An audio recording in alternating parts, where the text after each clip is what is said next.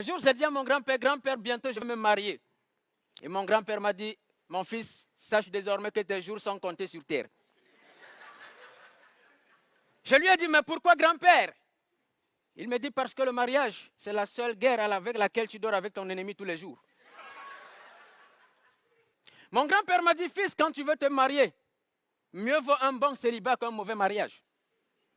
Il m'a dit, quand tu veux épouser une femme, demande à Dieu de t'aider pour que tu trouves la bonne femme. Car si tu trouves une mauvaise femme, tu risques de faire une crise d'AVC. Et lorsqu'il est causé par une femme, AVC signifie arrête de vivre, connard.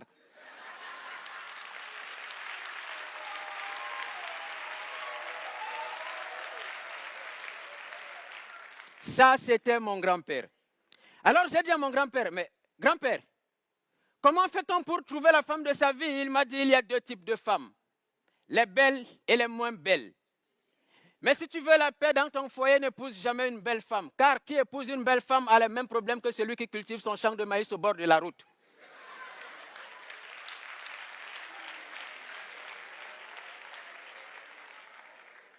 J'ai dit à mon grand-père, grand-père, comment faire pour connaître la femme de sa vie?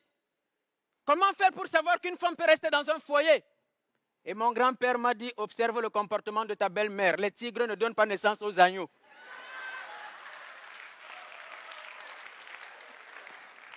Mon grand-père, il m'a dit un jour, si ta femme, même en blaguant ou dans les problèmes, te dit, je vais te quitter, sache qu'elle t'a quitté depuis.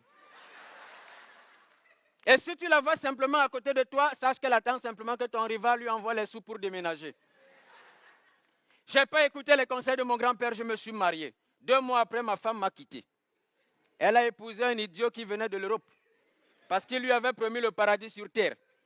Après avoir passé 2 semaines dans la maison de ce petit cancre, elle me rappelle au téléphone un matin, elle me dit, chérie, s'il te plaît, excuse-moi, je sais que j'ai merdé, redonne-moi ma chance, est-ce que je peux revenir vivre avec toi? Je me suis mise à rire. Elle me dit, chérie, tu ris alors que j'ai des problèmes? Je lui dis, non, je ris parce que tu viens de comprendre que le tourisme est différent de l'immigration. Reste là-bas.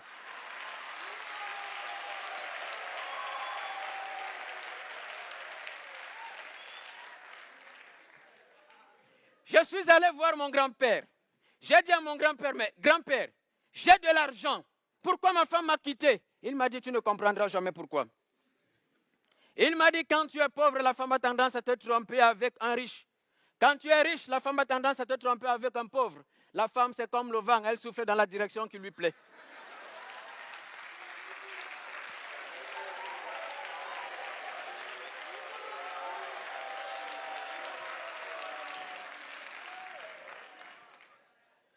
J'ai dit à mon grand-père, grand-père, j'aime mal.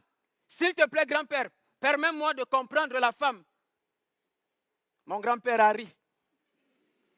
Je lui ai dit, ma femme m'a dit qu'elle me sera fidèle. Pourquoi elle m'a trompé? Mon grand-père m'a dit, la fidélité aujourd'hui, cher fils, à l'heure des nouvelles technologies, ne se déclare plus avec la bouche, mais c'est dans le téléphone. Je lui dis, pourquoi? Il me dit, parce que pour déshabiller ton partenaire, tu n'auras jamais besoin de code. Mais pour allumer le téléphone de ton partenaire, il te faudra un code, car nos téléphones sont devenus plus intimes que nos parties intimes.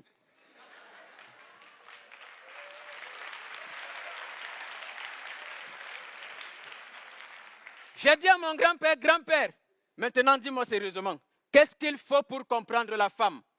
Et mon grand-père m'a dit, mon fils, aucune science, aucune étude, aucune analyse médico-légale, aucune doctrine, aucune religion ne comprendra la femme.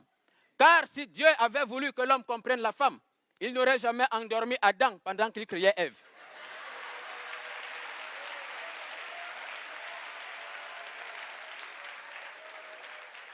Et moi, j'ai dit à mon grand-père ce jour, grand-père, je comprends maintenant d'où provient l'incompréhension de la femme vis-à-vis de l'homme.